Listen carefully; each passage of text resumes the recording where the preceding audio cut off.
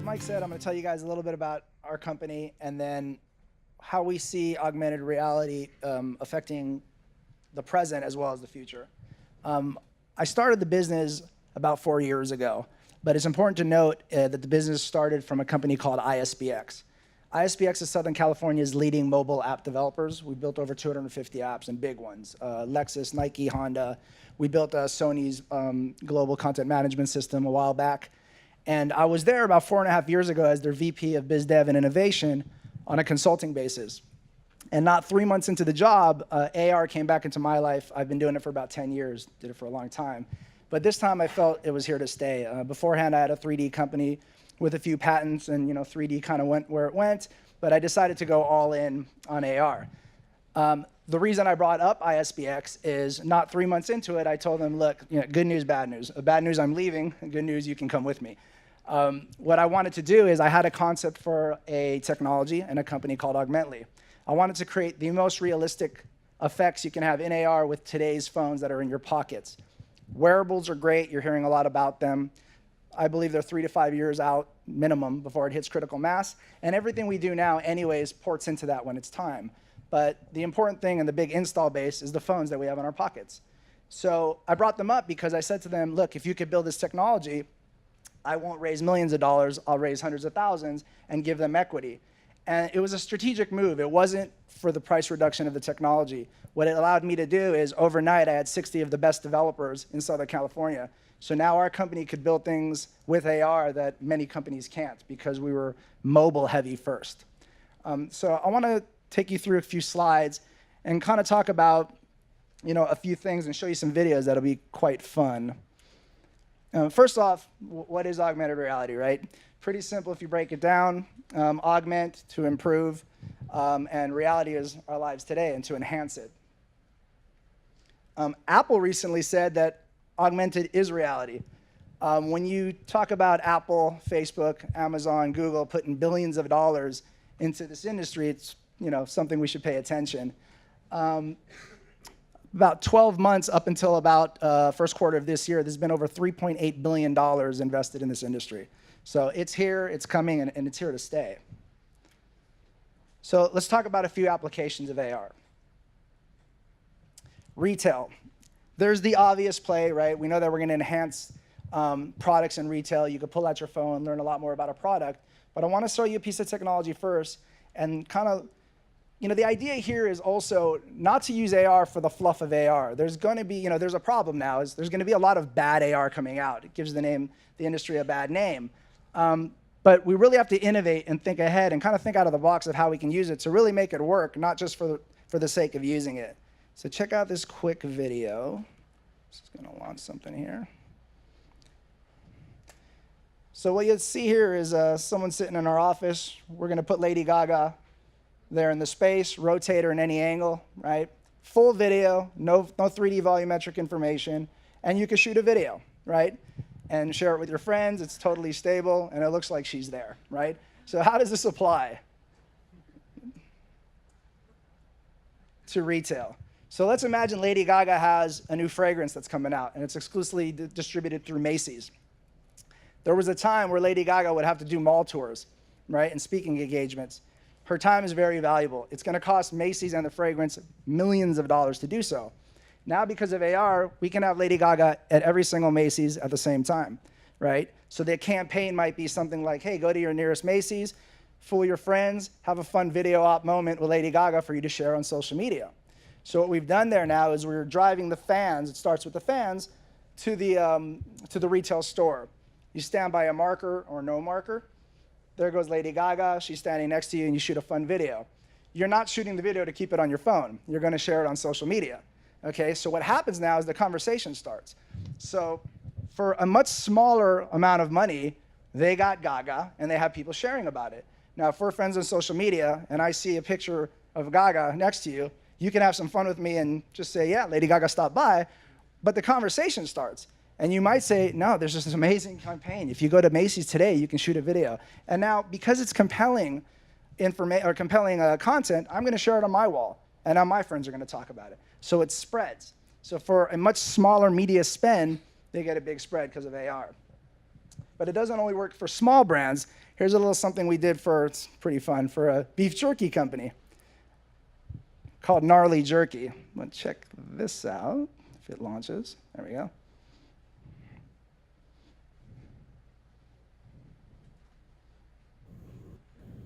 Here.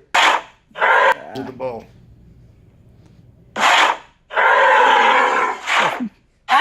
So fun stuff. If you see that in 7-Eleven, you might shoot a video, you might share about it, right? I could probably tell you in the history of buying beef jerky, nobody leaves 7-Eleven with a Jack Link's bag and takes a picture and goes on Instagram and says, I just bought beef jerky, right? But if you saw that, you're probably gonna share it. Every video is watermarked, and then again, the conversation starts. Dude, what am I looking at here, right? And that's the shareability factor is really big with AR. Storytelling. So this is interesting. You know, I've worked with the studios, almost all of them, for the past 2 decades. Lately, they've been wanting to know, you know, how can we use AR for storytelling? I think this reimagines the movie trailer, right? There's a false sense of engagement in social media today. Likes don't mean much at all. We're programmed to like things. We're friends on social media. It doesn't matter what you say, I'm gonna hit the like button, right? But even more so, Spider-Man 20 comes out, the trailer comes out, I'm a Marvel fan. The first thing I'm gonna do is I'm gonna hit like. I'll watch the trailer because I'm a fan. I'm not gonna share it on social media. I've figured that Sony has you covered. Sony has to spend so much money to make sure everybody sees their trailer. Now imagine if the new trailer was an app that allows you to put Spider-Man in your bedroom, in your living room, wherever it may be, and he's shooting webs everywhere, and I can interact with him and I can be in that video. That's a video I'm gonna share. Why? Because Spider-Man's in my living room. I have to share that, right? And then again, the conversation starts, okay? Friends on social media, dude, what am I looking at? It's the craziest thing. Sony has this new app. You could be part of the trailer. Now, I am gonna share that, A, because you're my friend, but it's compelling content. And now my friends are gonna ask, and of course, everything's watermarked with the hashtag or the movie date and what it may be. So storytelling is a huge thing for us. AR is great for previs, okay? What does that mean? Today, an architect might still have to build those scale models. It could cost hundreds of thousands, if not millions of dollars. Not only is it expensive, if you want to see that model and you're a prospect, you have to come to me. You have to come and see that model. I'm not going to ship it out. Now for a sheet of paper, I can mail this out to thousands, millions of people. You download an app and you can see that same model. Even better, you can take the app out to the lot that you bought and you could drop a life-size house that you were going to build on the lot. You can also walk through that house and you can go ahead and customize all the features in the house. So this is pretty wild. So I'm going to show you a video of a company called 360 Booth. This is interesting. It's a photo booth. It's a large photo booth, 30 feet by 15 feet, and they sell it to automotive dealers. And it's so they can pull their cars in there and take seamless photos for their website. It's an expensive booth. Their sales team, while they're doing pretty good, they have a hard time. You go into this big dealer, you have a tape measure, right? And you tape up 30 feet, and you go, there you go, and you show them a bunch of photos. But it doesn't show, is it gonna block the flow of traffic in my store? What does it do to the light of the traffic? You know, it's hard to really imagine. And of course, he can't travel with a 30-foot booth. So check this out.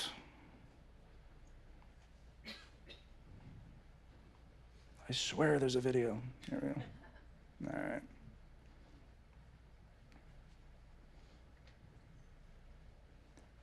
So here you can see with no marker, you could drop this life-size booth into a space, and that booth actually rotates in real life. So you program it so it rotates.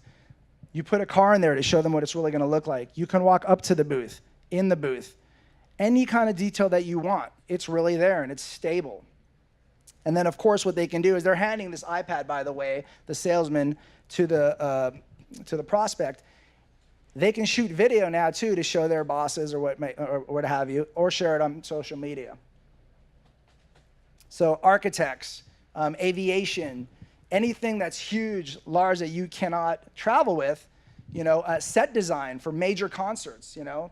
Previs is a huge thing in AR, and you're gonna see more and more of it. Okay, and now there's the conversation about markerless versus markers.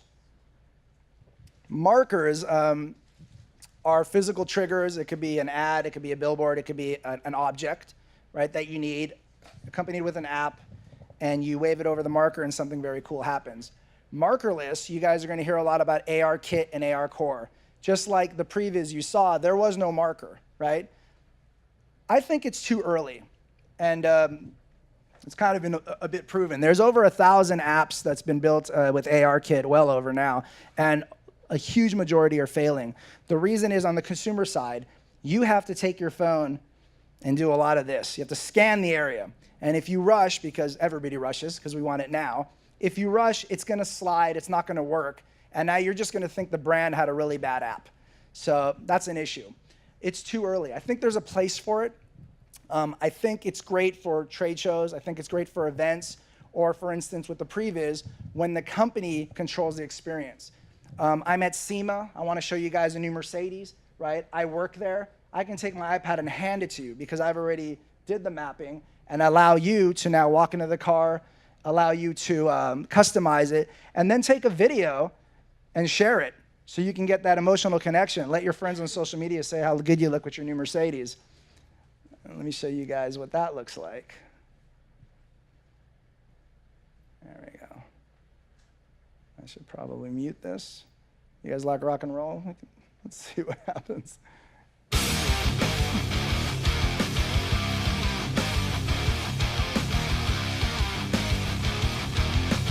Okay, so here you have a Mercedes that's not there.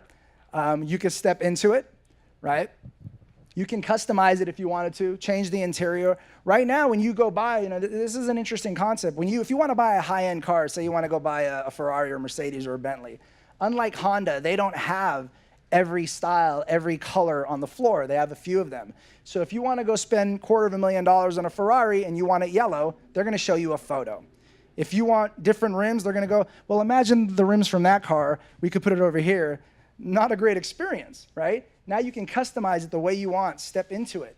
Get that emotional connection. Take it home with you and put it in your driveway, right? So you can see this is a really powerful tool for sales.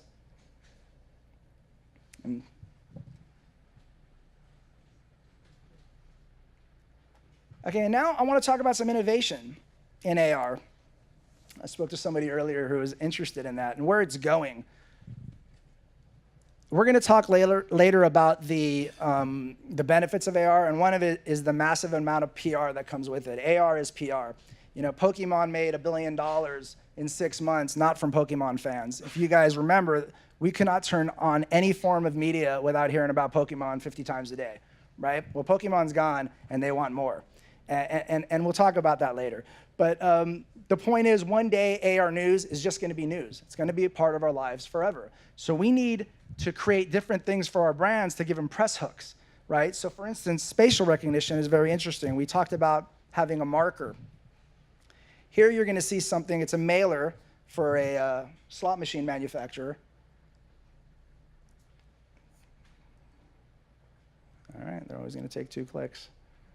So what you're going to see here is a mailer, and it's going to turn into a slot machine. But I want you guys to notice, I'm not going to hit the spin button on the app, as you normally would do. I'm going to touch the paper to control the app.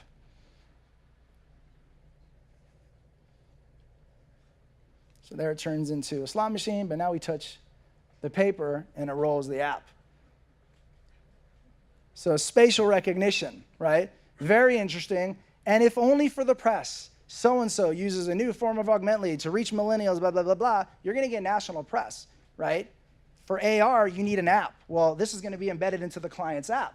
So the curious parties, whether it's 1,000 people or 10 million people, might download that app overnight.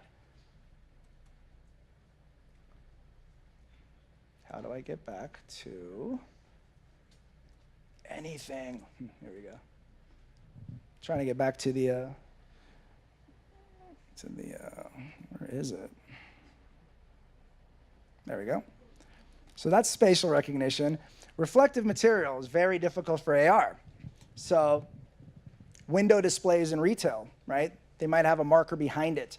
Bottles, this is a vodka bottle that we're going to show you soon. The reason is, if I want to AR, say something in a window of a retail store, If I'm wearing blue, it changes the marker. If I'm wearing green, it changes the marker. If someone walks behind me, right? So it's constant motion. So there's a real problem you have to overcome there. More importantly, what if the sun hits it? So you're going to see a vodka bottle soon with some fish floating around it. We're going to show you at the end of it that I'm actually going to block the trigger completely. What should happen is the fish should just go away. So if there's a glare or if somebody walks by it, it's going to go away and come back and go away. And they're just going to say, Absolute has a crappy app, right? So we have to fix that. So here is an example of that. And again, this is just innovating. You know, there are tools out there for AR, AR Kit, AR Core, Vuforia. And, you know, everybody shouldn't be limited to the tools that are out there. There's a lot of smart people in the room here. There's a lot of coders. You can add layers on top of it. Dream big, you know, and solve these problems. So here you see an Absolute bottle. Some cool copper fish are going to float in. AR is usually an overlay, but you're going to see the fish swim behind the bottle. So a little bit of occlusion there.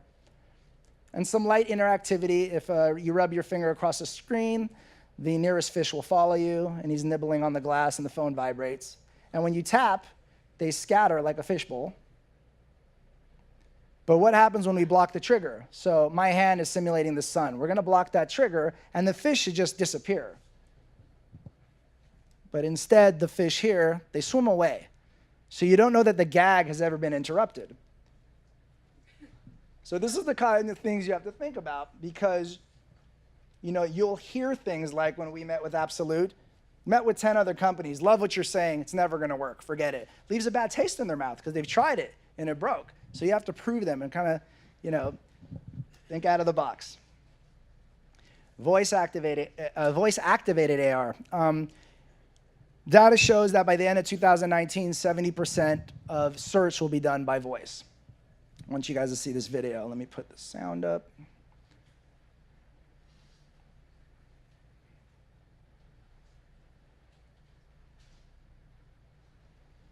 So here's an ad. Oops, maybe the sound's not up. I'm saying rotate left, and then it goes. Now I'm saying open doors. The door's open, right? Pop the trunk. I don't know why the sound doesn't work anymore. And the trunk opens. It's a lot more effective when it works. So you guys can ask yourselves, and you know, it would have made more sense if you heard it, but why do I need to say open door, pop the trunk? I can simply have an app that has a button that says open door. Just tap it, right? Why spend the extra money on voice? What if I had 100 commands? What if I wanted it in 10 languages, right? I need hundreds of buttons, clutters my UI, right? So these are the things. And you know, for gaming, you know, imagine having Bruce Lee as a fighting game and talking the commands, you know, and telling him what to do. Exercise, you know, tons of application for it. Voice is coming, and we think AR should be a part of it. Face filters are interesting. So Snapchat, Instagram, Facebook, there's been over 2 billion downloaded. A lot of people don't know that they've been interacting with AR without even knowing it. Face filters are AR, okay? Now it's a new day, okay? There's new technology out. There's ways to create face filters without them. Right now, if you're a big brand, if you're a movie, you're gonna pay upwards of 250 grand to 500K to have a face filter on Snapchat. It'll be there for a week and you'll never see it again, okay? You're not paying for the face filter, you're paying for their audience. And that's important for some people when you're launching a brand. But if you're a brand who has a huge install base already, you have 5 million downloads, why pay them, right? Have your own face filter. You should get the press. You should get the users sharing their user-generated content that leads them back to your app. So that's what's happening now, you know. Who knows what's gonna happen with Snap? They're having their own issues, but anyways, wanted to put that out there. AR wayfinding, indoor and outdoor navigation, so very important. Already coming. I'll tell you guys, you know, there's the obvious, the heads-up displays on your car, but again, let's think a little further. How can we use this? Imagine you're at the Dodger Stadium, and the Dodger Stadium has this wayfinding technology in their app. You want to find the nearest restroom. You tap on it, your camera launches, and their mascot comes into frame and says, hey, follow me, right? So you follow him, and you're walking through the stadium. Now, it's smart technology, and it knows on the way to the bathroom, we're passing the bar. The character's going to stop, turn towards my phone, and say, hey, maybe we'll grab a beer when you're done. Keeps walking to the bathroom, right? He gets to the door of the bathroom, and he says, I'm not going in there. I'll wait here. Go inside, do your business. You come out. He's waiting there. Go, what took you so long? Let's go get that beer, right? So this is the kind of stuff that's going to happen. And then, in a retail environment, let's talk about like a Home Depot. I want to find the Makita drill. And, it's a nightmare trying to find the, 4 or 5 guys that work there sometimes, right? So it can take me to the drill, but I know what you're looking for. So on the way there, we're going to stop at the drill bit. He's going to turn towards you. Check it out. You can wave your phone over, get a full video instructional, right? And it's all data driven. So AR is not just, for the hype and the fun. Everything is tracking data along the way, right? We know what this guy's interested in, right? We know how long he's spent. He might have stopped at the drill bit and spent 5 minutes, but didn't buy. What does that tell us? He couldn't find the right product. He wasn't interested in the right product. This is important data that we need to know. So wayfinding is coming. And AR merchandise, this is fun. So packaging, of course, but actual merch, we want to reshape the way the merchandise industry works. There's ways to make more money and extend the sale after you sold somebody a product. So let's talk about, for instance, mom takes her son to the zoo, okay? On the way out, he wants to buy a hat. And there's an elephant hat, a lion hat, there's all these hats. So anyways, what if it was just a hat that said the San Diego Zoo? What's gonna happen here is she's gonna buy that for the kid. He's never getting another zoo hat again, right? Or for years, unless he goes to the zoo a lot. He's never getting one again. The zoo made their $20. The sale is over. They don't know who bought it. They know nothing, okay? Now, what if we took that hat home and on the tag it said, hey, download the app and point it at your hat and see what happens. You download the app, I point it at myself, and I turn into a lion. The kid's going crazy, right? You could talk like a lion. You could share it on social media. Well, guess what? You want to be an elephant? $1.99. You want to be a giraffe? That hat, that $20 hat, can end up being a $50 hat by the end of the year. No more stocking, no returns, right? No packaging, currency after you've already sold them the hat. We're going to see that in the concert business as well. Same thing with concert merch. So AR merchandise, it's an interesting way. So what we've done, it's not just using AR to enhance things. Now we're enhancing our revenue, right? It's new ways to shape your business. And then healthcare in AR is coming. This is the future, okay? Right now, in the present, you hear a lot about healthcare. You hear about wearables. It's on the professional level. You're hearing about for doctors. You're hearing it in the OR and for training. Soon, you're going to be seeing AR coming into the play for personal health, right? Yeah, telemedicine. You're talking to your doctor over Skype or what have you, and instead of pulling out a boring chart, he's going to go ahead and load your heart and what it looks like in front of you. He's going to rotate. He's going to point to the problem areas and show that you have too much excess fat on your heart. So healthcare is a big, big thing with AR. Oops, got to buy my licenses. So you're going to see a lot of that. All right, let's talk about the benefits, right? And there's a lot. But at the simplest form, right, AR allows the customer to interact with your product. You could put the Mercedes there, right? Think about in auctions, right? How great is that? Before you bid on a product and you want to buy that old musket from the Civil War, put it on your wall, see what it looks like, see all the stitching, right, and the engraving, get that emotional connection. Having that emotional connection, being able to share it on social media is a great thing. It does not require wearables. We keep hearing about wearables. You can do amazing things with the phone today. Again, you're going to see a lot of bad AR out there. So don't be discouraged. I think, again, headgears are, wearables are 3 to 5 years out before it hits critical mass. Great for training, great for expertise, for enterprise. AR is PR. I can't tell you how true this is. We always say there's a pizza shop across the street from our office. If they AR their menus, no one's ever heard of them, by the way, crappy pizza. If they AR their menus, they're going to get national press. Insane. If the pizza place burns down, they won't get a story written about them. This is true. Okay? So if you're a new brand and you're trying to launch an app, and brands today, we need mobile apps. Many of them do. There's over 5.8 million mobile apps in the app stores today. You have to spend so much money for that customer acquisition. add a layer of AR in there, you're going to get national press. You have a good PR firm, it's going to get everywhere. Hundreds of millions of people will see the story.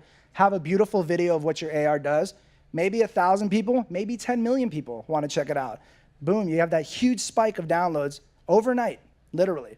So AR is PR, it's a big thing.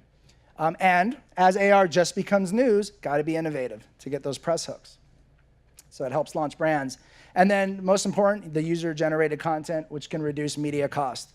Spend enough money at your core audience that you know are going to share amazing videos because it's such compelling content. Their friends will share, and their friends will share, and it'll continue the conversation. On that note, Minority Report is here. We're living it. I'm a true believer that every industry, every brand, and every company will be augmented. So thank you. Thanks, Ziggy. Great presentation. It's always fascinating to see what you're working on.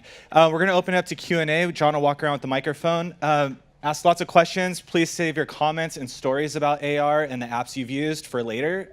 So if your comment doesn't end with a question mark, let's leave it for later. All right, I'm going to start back here. Be nice. A year ago, I got an invitation to participate in a project from Zurich. They do mind mapping for healthcare. They actually read minds of paralyzed people to help them somehow. So do you see anyhow collaboration in these two technologies and how it will work? Or maybe you know already some cases. Thank you. Yeah, I mean, I think if you can blend the two technology of mind mapping along with visuals, you know, so if you could take the thoughts and maybe potentially put it in a visual state, you know, obviously I need to learn more about it, but that could be something.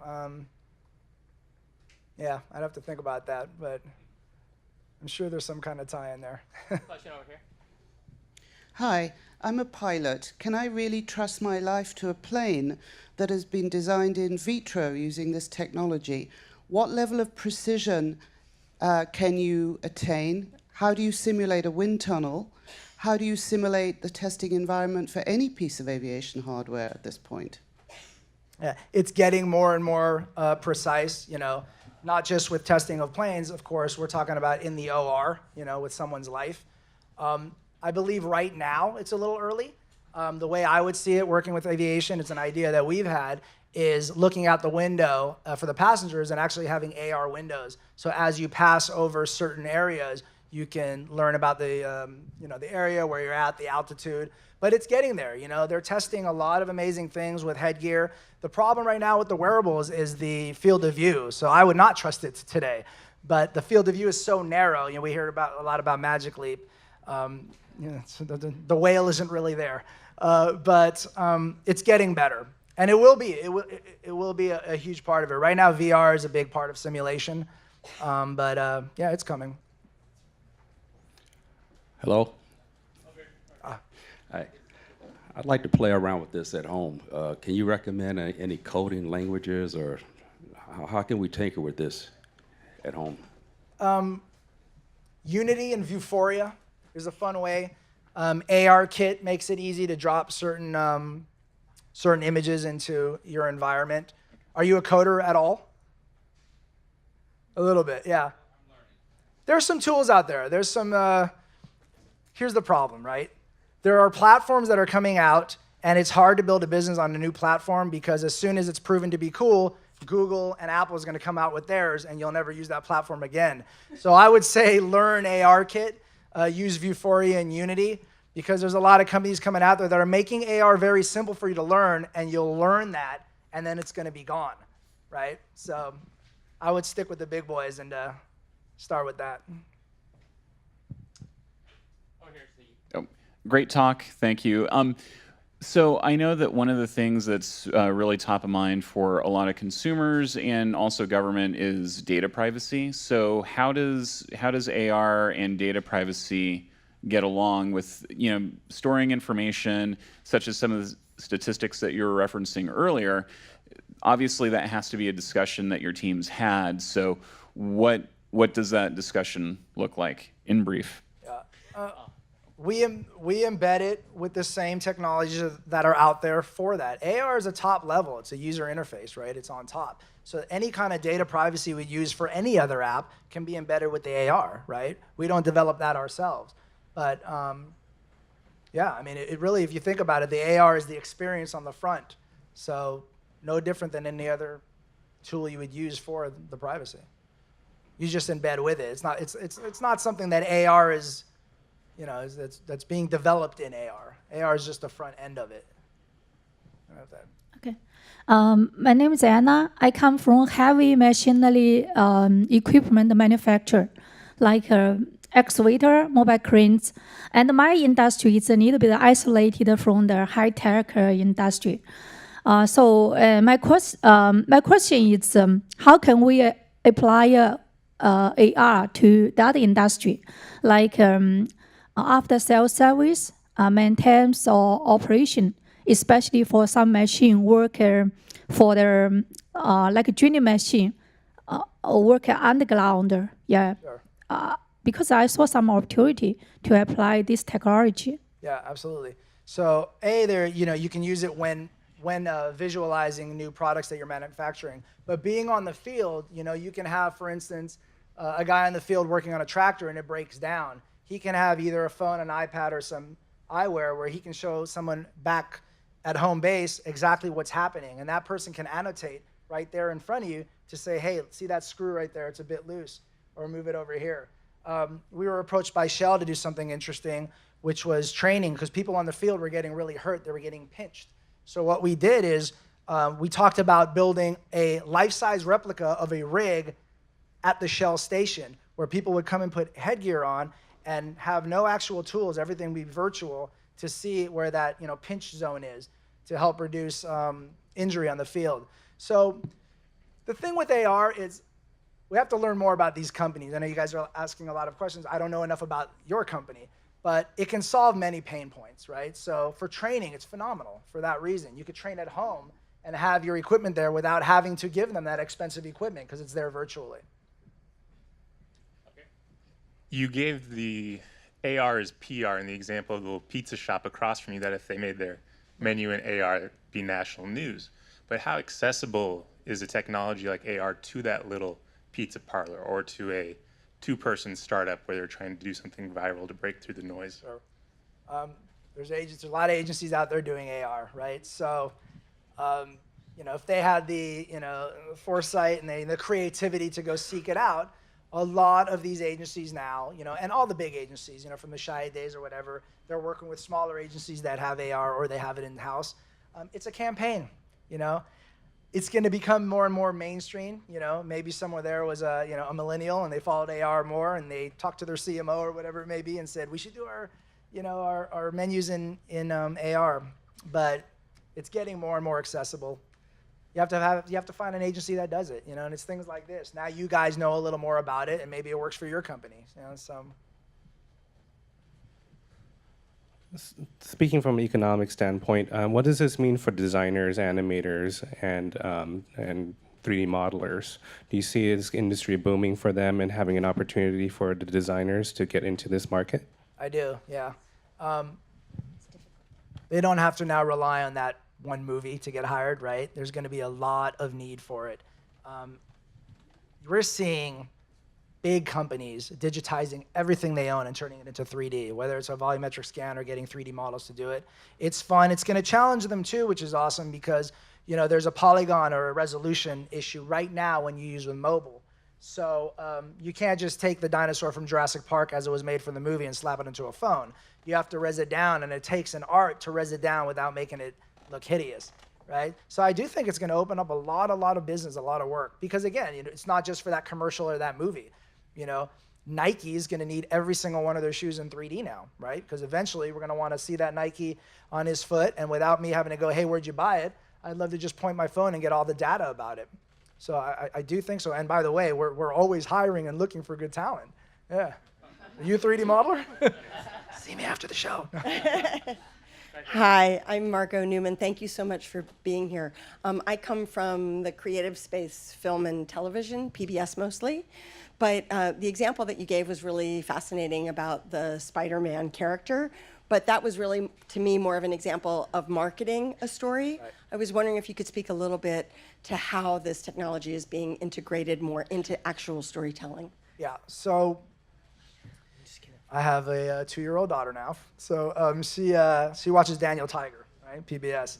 So look, the kids are here now, right? They're on the iPads, they're on the iPhones, right? Not even on television. So for storytelling, maybe it's not a marketing tool for Daniel, but maybe it's now the new way of monetizing is an app where Daniel Tiger is actually in her room telling the stories, right? Let's talk about plush toys. To be able to buy a plush toy now before your kid goes to bed, handing him an iPad, and now the plush toy is telling you a story and a rainbow's over his head, right? So highly engaging. So I think that's where it's at. I know you're coming from television, but we know it's all going to these devices. So we can get really creative putting them into their home. And it in a roundabout way becomes a marketing tool because there's that record button, okay? So, generally when you watch Daniel Tiger, right, and someone comes over, your mom doesn't rush and tell them all about Daniel Tiger, right? But I can tell you if it's in his room, mom might say, you got to see the coolest thing that my daughter's doing now. So it's user-generated as opposed to... Correct. Correct. Yeah, absolutely. Back here, Ziggy. Could you comment on applications of VR to various education settings, from one-to-one to larger groups? On VR? Yeah. Yeah. Don't get me started on VR. VR is good for education, okay? It's isolating though, right? And we have a real install-based problem. I do think VR is good for education. I think it's good for enterprise. I think AR is better. It's more social. It brings it into your real world. I always say I have a problem. I love VR as an experience. I love it, right? As a business, I don't like it. We're seeing them close down in malls all the time. We're hearing cases, real cases about people getting pink eye and whatever it may be. The problem with this generation today is you need it now, right? So you tell a kid, go home and there's a VR lesson. I have to go get my headgear. First of all, I have to buy it, put my headgear, make sure it's charged, move my furniture, right? And then be all alone. Or I could just pull out my phone and have it right there. So I think on a consumer level, and we're seeing it. It's not even what I think. AR is taken off much further than VR, but there's a place for it. Yeah. I hope that answered the question a bit. Ziggy, over here. A couple of questions over here. Yeah. So my question is, instead of using a phone or the headgear or wearables, I'm thinking of a home, and could you have almost like instead of cameras, the devices in a home, so that the home becomes the AR, so depending on whatever room you're in, whatever type of experience you want to have, maybe I want to have a great meditation experience, and this is the room I'm in. So my home is my AR. Yeah, I think that's really cool. Augmented reality sound, you can touch your lights to it, so like you said, certain moods that you can walk in and they sound, but there will be smart homes with projectors. There was a really cool video on YouTube you might have seen called Little Chef, I believe, or The Petite Chef. And it's a restaurant, it's a table. There are no phones or cameras. There happens to be a projector on top, and it's pretty cool. While you're waiting for your food, there's a plate. A mini chef comes out, and he prepares, it's a really cool show, but it's done all with projection. So I do see a time where maybe these homes are outfitted with that, which could be interesting. So as you walk up to the refrigerator, the refrigerator itself would probably have an AR screen, but maybe it maps onto it, and it's very smart where it says what you need and what you're running out of. I think it's coming. It's a great idea. Yeah. With you said AR wearables like 5 years away. While it's on mobile right now, how are you either working around or dealing with the friction points of like an app download and then people having to hold it up with a phone? With a mobile AR experience. Right, so you have to be smart about it, right? No one's going to hold it up for an hour, right? It has to be a payoff or a utility. As far as the downloads, people download apps. I keep hearing about that's a barrier to entry. Data shows otherwise. A lot of people are downloading apps and they're downloading more apps. But mobile AR, mobile web AR, it's here. We've been waiting for it. It's still a little clunky, but it's getting really good. So you're going to be able to be in a retail environment or whatever and just go to a website and launch the mobile web camera and be able to see things. So that's coming already to address those issues. But look, the wearables aren't good enough yet. That's the problem. It's coming, and it's going to replace it. And the contact lenses are being worked on. The field of vision isn't good enough there. And quite frankly, until the technology gets small enough where the glasses look like the glasses you're wearing, no one wants to be the dork on the street with the big clunky AR glasses. Google tried that. So you have to be smart about the way you create it. And people a lot aren't doing that. They're saying, we need AR. They're doing AR for the sake of AR, and they're not taking into consideration what you said. They might have a 2-minute, whatever it may be, experience, and you're right, people don't want to hold it up for that long. So you just have to be smart today about how you use it and why you're using it, not just using it for the fluff. But the wearables are coming. I'm excited for them. I've tried them all on, and they're horrible right now. You get a better experience with the phone in your pocket. Back here. Hi. I just stand Give up. this man a mic. Hi, I'm Florian. I'm working in UX, and I have 2 questions. One of my questions is, I see my future drifting off from mobile devices a little bit more into AR, and I wonder which is a good tool to learn for me, which is kind of industry standard to do 3D modeling. First question. Second question, I see a big application for AR when it comes to service design, user testing, actually. And do you have some thoughts on that, or are there companies out there that do user testing for services with AR? Thank you. For your first question, I'm not a modeler myself, but Studio Max, Maya, there's some really great tools now. Like Adobe has a tool called Mixamo, which is great. They have a library of hundreds of motion capture information. So you can now get a rigged model, say a basketball player, and they have all these basketball player motions, amazing, and it just attaches it right away. So that's a fun one now. Tools are getting easier. And your second question about testing products or services, you're seeing it a lot. You're seeing it. Lowe's has an innovation lab, which is amazing, where they're training people how to actually put wallpaper, on virtually before you buy it and take it home. It's a big thing. We're seeing it in trade shows a lot. It allows you to do things virtually that you generally would either have to cost a lot of money or have to relocate to come to a certain training facility. Yeah. You're the finale, man. Okay. There you go. Tell us a bit about Augmently, the company. How big are you? Where are you located? Where do you see yourselves going, and so on? Sure. So we are, gosh, how big are we now? We have 60 developers because of our contact with ISBX. We have an office in Encino, Palms, and we recently are merging with a health tech company called Stay Healthy, creating some amazing, we talked about personalized health, that's coming soon. Amazing technology there with a lot of patents and algorithms, and they're in Monrovia. We see us, we do a lot of agency work. It's funny, I didn't want to be in the service business. I've done that for a long time. And when you have IP and new innovation, no one's going to buy us for $1 billion doing campaigns. Pokemon hits, it does $1 billion. Our phones explode. We open up our 3rd office. People want it. It keeps the lights on in a good way. So we still do that. But I think more tools, and we love where it's going with healthcare. There's a huge problem in this country of excess body fat and the obesity ratio. So we want to help battle that. So I think you're going to see a lot of us in health tech soon.